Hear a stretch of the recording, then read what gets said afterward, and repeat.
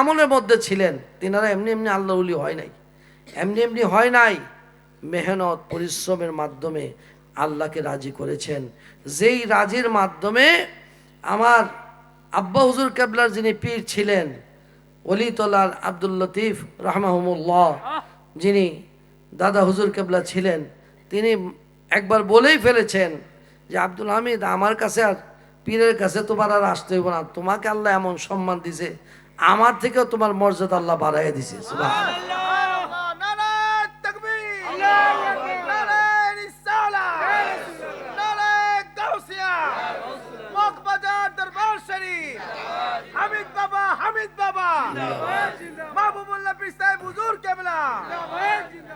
আলহামদুলিল্লাহ।